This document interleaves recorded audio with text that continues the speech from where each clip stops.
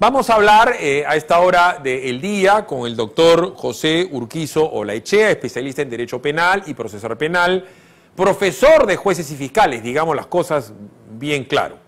¿Por qué razón? Esta semana ha pasado algo inédito en la historia del Perú. Un expresidente con 4 meses habiendo salido del ejercicio está siendo sometido a una audiencia primero de prisión preliminar, de la cual ha salido, vamos a decir, airoso en su primera parte. Se está presentando la apelación por parte del equipo especial Lavajato. Entendemos que hay 3 días, eso de los plazos nos lo va a aclarar el doctor Urquizo, para presentar la solicitud de apelación, y después creo que le dan una cita o fijan audiencia para la misma y podría revertirse la situación de Vizcarra. ¿Qué tan complicada la ve? Le ruego al doctor Urquizo nos explique como si fuéramos sus alumnos. Doctor Urquizo, ¿cómo está? Muy buenos días, bienvenido a PBO Radio. Buenos días. A ver, ¿en qué estamos? Vizcarra la libró, ahora Belabarba va a presentar una apelación. ¿Tiene 3 días para la apelación o 3 días para que le autoricen la apelación? Cuéntenos cómo es el tema del procedimiento. Bueno, la apelación, como la planteó inmediatamente, sí, efectivamente tiene, como todo, tiene un plazo. Si mal no recuerdo, es efectivamente de 3 días, y él tiene que sustentar qué es lo que esencialmente considera un agravio desde el punto de vista de la resolución de la jueza, ¿no? Esto es muy importante, ¿no? Porque la jueza, la doctora María de los Ángeles Álvarez, ha establecido ciertos criterios que obviamente representan, para el Ministerio Público básicamente representan pues el decaimiento de su pretensión desde el punto de vista de la prisión preventiva. Y eso ellos lo tienen que, supongo yo, intentar superar. Ahora bien, ya sabemos que los presupuestos para que se cumplan los requisitos de la prisión preventiva son la gravedad de la pena, la prognosis de la pena, la cantidad de años, la obstrucción procesal y también el peligro de fuga. Ya lo hemos conversado varias veces con usted, pero en lo que yo siempre no me ha quedado claro, doctor, el peligro de fuga a la hora de la hora puede ser un subjetivismo de la jueza, porque en Keiko decían no es dueña de la casa, la alquila. En Ollantumala decían se ha querido ir la señora afuera a un trabajo y se puede ir a Bolivia con DNI. En el caso de Vizcarra decían que el señor es propietario del inmueble donde vive. A la hora de la hora el que se quiere escapar se escapa. ¿Cómo saber si hay realmente una intención de fuga del inculpado? Fíjate, los filósofos del derecho, cuando se refieren al derecho penal y en general a los principios, y respecto de los jueces dicen lo siguiente, ¿no? Que los jueces deben aplicar e interpretar la ley. Pero finalmente, ¿no?, llegan a la conclusión que más que aplicar, la interpretan. Es decir, ellos le dan su propio sentido según su saber y conocimiento de los casos concretos, ¿no? Porque detrás de cualquier decisión obviamente tiene que haber una motivación. Y aquí se ha utilizado el término especulación. Especulación en el sentido que tú planteas hipótesis. Por ejemplo, ellos dicen, ¿no?, esta resolución dice de manera determinada que efectivamente posee arraigo laboral, todo el tema del arraigo familiar, arraigo económico, y también considera que no existe peligro de fuga ni obstaculización, ¿no?, a la investigación. Pero, sin embargo, y por eso hay como un puente, sin embargo, considera que existen suficientes elementos de convicción, ¿no?, respecto, o graves y fundados elementos de convicción, y además corroborados respecto a los casos de Lomas de Hilo y el Hospital de Moquegua. Y que desde ese punto de vista, la pena, que también es uno de los elementos que tienen en consideración al momento de la determinación de la prisión preventiva, es una pena alta a imponer, ¿no? Pero paralelamente, y aquí siguiendo una doctrina de una casación de Moquegua del año 2016, considera, por ejemplo, que no se han dado los elementos materiales desde el punto de vista de la asociación ilícita, ¿no? Y deja simplemente el cohecho pasivo y la colusión agravada. Todas estas cosas que te estoy mencionando tienen que ser superadas en la apelación, pero superadas en un sentido material, en un sentido objetivo. Y entonces la presentación tiene que llevar adelante elementos que generen convicción respecto tanto a la obstaculización de la justicia como planteamiento o al peligro de fuga. Porque si miramos, la jueza ni siquiera se ha amparado en los argumentos de la defensa, sino que ella ha estructurado sus criterios básicamente sobre esos planteamientos de este plenario de Moquegua del año 2016 y también de las decisiones del Tribunal Constitucional respecto al caso Ollanta y Nadine Heredia, que parten de la siguiente premisa, que la libertad es la regla. Dicen otras palabras, que los temas de prisión preventiva deben ser excepcionales. No digo absoluto, pero sí excepcionales. Ahora bien, evidentemente tiene que haber alguien con intención de fugarse y con la posibilidad de hacerlo. O sea, Vizcarra es un tipo con conexiones internacionales vastas, se presume por ser presidente. Me voy a poner del otro lado. Entonces, yo le pido a usted que teorice, ¿quién sí puede dar el presupuesto de peligro de fuga? ¿Alguien que se ha fugado antes?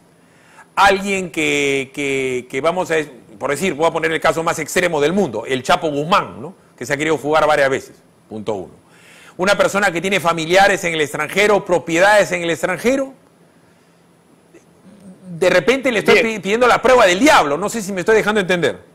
No, sí, yo acepto, porque además me parece que obedece a la lógica, que nadie puede decir y afirmar en términos absolutos, porque no tiene una comprobación empírica de que una persona que así de salida puede tener, retirándole la asociación ilícita, un aprox de 23 años de pena privativa de libertad, en su mente no es la idea de poder evadir la acción de la justicia. O sea, tendrían que, por eso que la prisión preventiva, en algunos casos otros medios alternativos, ¿no? Como ponerle grilletes, es para tener el control y que se cumplan los mandatos de la Administración de Justicia, que dicho sea de paso es un principio.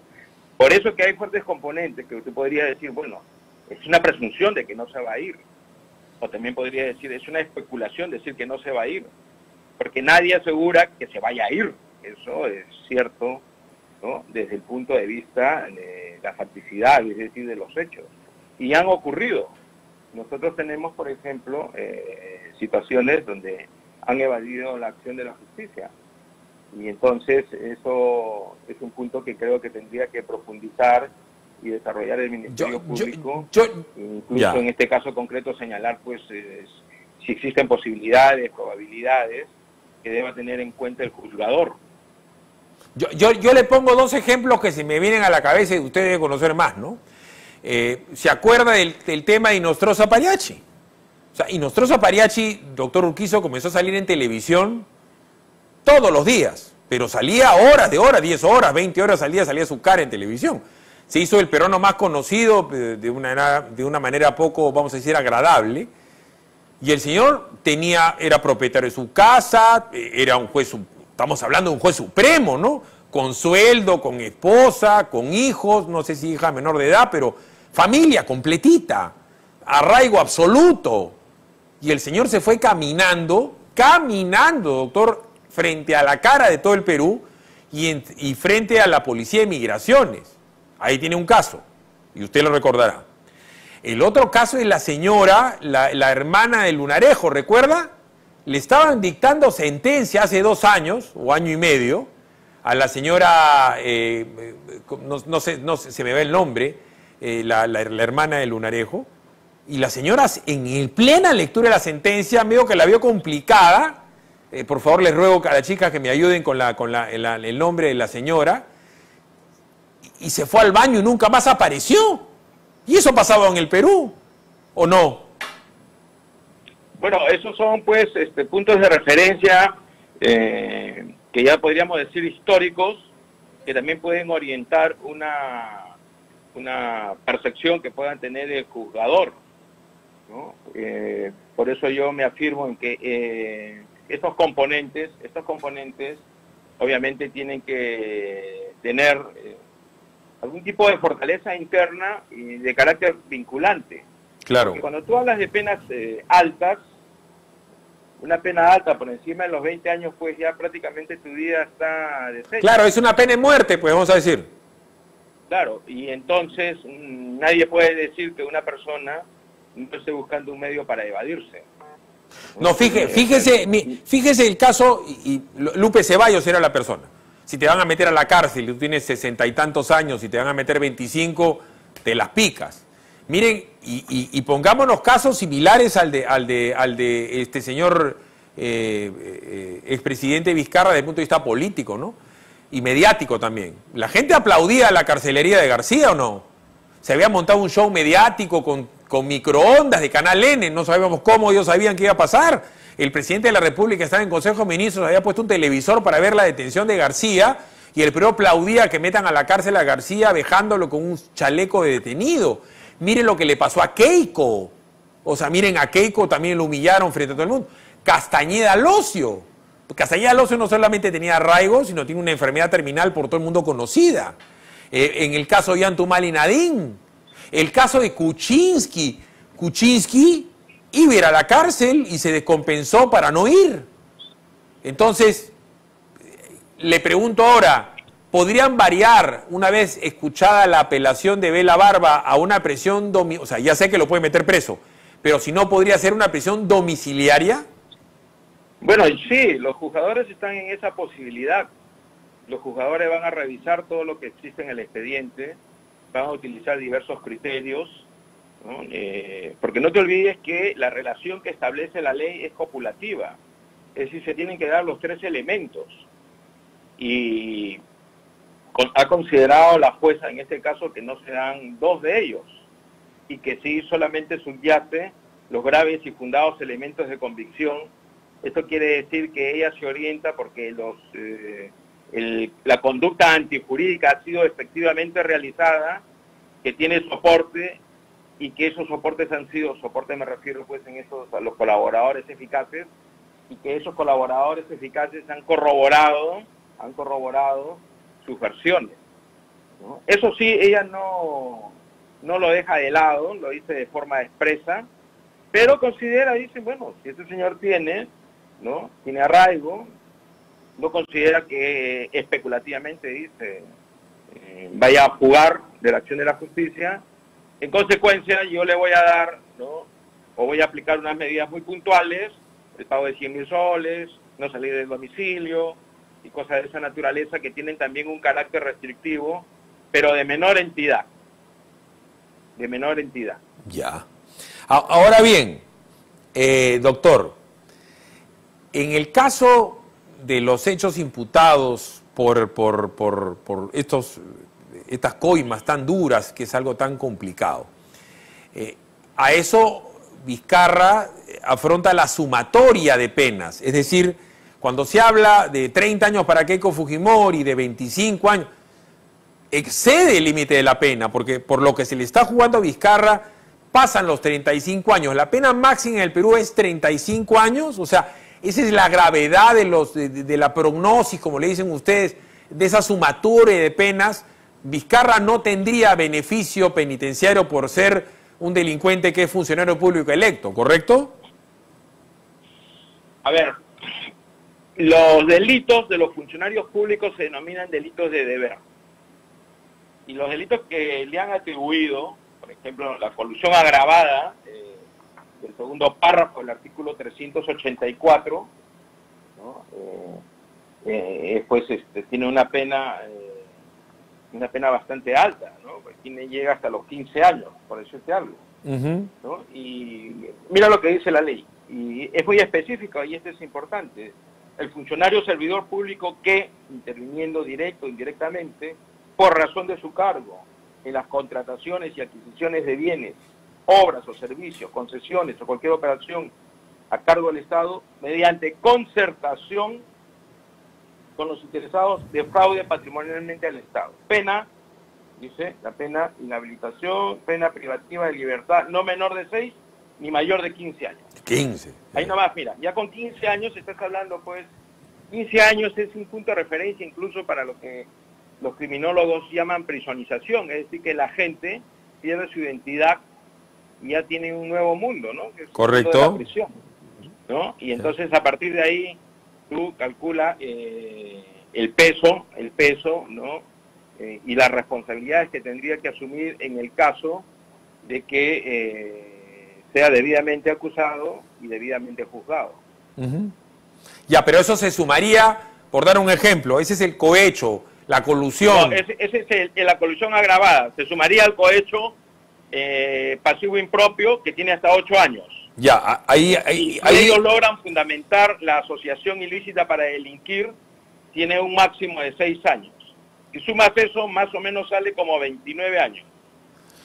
Claro, pero a ver, a eso pregunto, ¿se le suma falsedad genérica, falsedad ideológica? Claro. O sea, fíjate, aquí hubo un cambio de la ley, te voy a contar. El Código Penal, originalmente, el Código Penal del año 91, subsumía todas las penas en el más grave.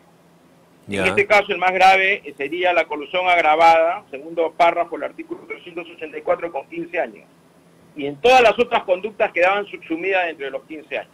Ya. Posteriormente, el legislador dijo no, va a haber, como en Estados Unidos, una sumatoria a través del concurso. ¿Cuántos delitos has cometido? Asociación ilícita, bueno, ahí tienes 6 años. Cohecho pasivo impropio, ahí tienes 8 años. Colusión agravada, ahí tienes 15 años. Y se lo suma, ¿no? Ya, pero a ver. Eso es lo que dice ahora la ley. Ya, si me pongo como los gringos, para hablar en términos coloquiales, ahí también hay falsedad genérica. Ahí también hay obstrucción a la justicia por la cantidad de veces que has mentido, ocultado pruebas. Entonces, y en fin, o sea, si ya le puse 2 más y serán 3, o sea, el señor puede afrontar en una sumatoria que 25 años de cárcel por sentido común. Una persona de la edad de Vizcarra se moriría en la cárcel. Vizcarra, ¿qué edad tiene? 60 años.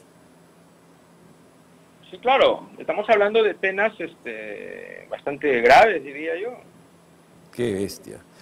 Que es algo realmente muy, muy atípico. Y además, después se le vienen, la pregunta es, si después viene, por dar un ejemplo, C&M Vizcarra y algún tipo de lavado de activos, por dar otro ejemplo, viene el tema del hospital, de Chinchero, y le ampayan otra cosa, ¿se suman esas penas a esto o son juicios diferentes? Desde luego ya ha pasado. No te olvides que en la época, ¿no? Y las personas de la época de Fujimori, que están incluso algunos en la cárcel, ¿no? Le sumaron todos los delitos y luego aparecieron otros delitos. También fueron procesados y se les aplicó la pena. Y la pena rige desde el momento que se dicta. En otras palabras, puede ser que más adelante aparezcan algunos indicios o algunos hechos que realmente son conductas antijurídicas y le pueden atribuir esto a la persona, en este caso, hipotéticamente, por cierto, al señor Vizcarra. Él tendría que asumir, ¿no? Y tendría que ser juzgado por eso y también tendría obviamente que defenderse por eso. Ya, eso no tiene un carácter definitivo. La prisión preventiva no tiene un carácter definitivo. Sí, claro. No es el adelantamiento de una pena, simplemente pone en una línea de análisis si en el caso concreto de este señor va a quedar absolutamente sujeto a las pretensiones de la Administración de Justicia. Ahora bien, si se han dado los elementos, pues mira, habría que mantenerse en libertad. Ahora, eso en general, hay una dura crítica a la prisión preventiva, todos lo sabemos. En Estados Unidos, salvo cierto tipo de casos, ¿no? A las personas les ponen una fuerte suma de dinero con la finalidad de que puedan afrontar sus juicios en libertad, ¿no? Con restricciones obviamente, pero que puedan utilizar su libertad para preparar su defensa, lo cual me parece que es una buena medida también. Por último, doctor, y esto ya creo que ya es clasificación del INPE, no sé si es que eso lo hace el propio juez o lo puede solicitar el fiscal, es el tema de la carcelería. ¿Le corresponde al expresidente el privilegio de ir a Dirioes por ser un alto dignatario? o en este caso, por ser delitos imputados a su fecha previa a su gestión presidencial, tendría que ir a Piedras Gordas, al régimen de máxima seguridad, ese de patio 22 horas y celda de 15 metros cuadrados? Bueno, eso obviamente ya es un ámbito del INPE, pero utilizan diversos criterios. Uno de esos criterios puede ser la seguridad, ¿no? Porque evidentemente el INPE también está obligado a mantener, ¿no?, la salud de la persona, ¿no?, en condiciones absolutamente razonables, ¿no? No podemos plantear que eso se trata de una prisión tortura, ¿no? Tendríamos que negarlo, de plano eso no se puede aceptar, obviamente, pero sí, tienen muchísimas restricciones, tienen restricciones, horarios para salir a los patios y otro tipo de horarios para atender a sus familiares. Efectivamente eso ocurre, ¿no? Puede ocurrir en cualquier penal que tenga el INPE la posibilidad de controlarlo, obviamente. Doctor, ha sido como siempre muy ilustrativo con nosotros. Muy buenos días, buen sábado. Bien, gracias, Félix. Bueno, y para colmo, ya esta es otra cosa. Agatha Lee dice que va preso de todas maneras. Está con más problemas que Baldor, el señor, pero en fin. Vamos a ir a la pausa, pero ya saben que estamos sábado, el cuerpo pide y su laptop también. Si necesitas arreglar tu computadora, tablet o smartphone, CompuBailón es la solución. CompuBailón está en el segundo piso de CompuPalas que atiende hoy. CompuBailón brinda soporte y servicio técnico con 6 meses de garantía. Somos especialistas, toma nota, en Apple, Samsung, Lenovo, Huawei, Xiaomi, Motorola, Acer, HP y Dell. Contáctanos en la www.compubailon.pe o este WhatsApp. Envía un mensaje de texto al WhatsApp de CompuBailón 927-420-851. 927-420-851. Para servicio técnico rápido y de calidad, CompuBailón es la solución. Arranca tu día con el magazine más dinámico del Perú. Noticias, entrevistas, efemérides, política, espectáculos y todos los deportes, las eliminatorias al Mundial, la Liga 1 y la Champions. De lunes a sábado de 6 a 10 de la mañana por Willax Televisión y por TVO Radio 91.9 FM, la radio con fe. Los astros te serán propicios en TVO. Por Facebook, Twitter y YouTube. Suscríbete y activa las notificaciones. A veces es difícil elegir qué mascota tener. Gato. Perro. Gato. Pero para elegir tu lote... Facilote. Obvio. Porque comprar tu lote es facilote. Elige cómo. Ingresa a terreno.pe o llámanos al 616-9009. Centenario.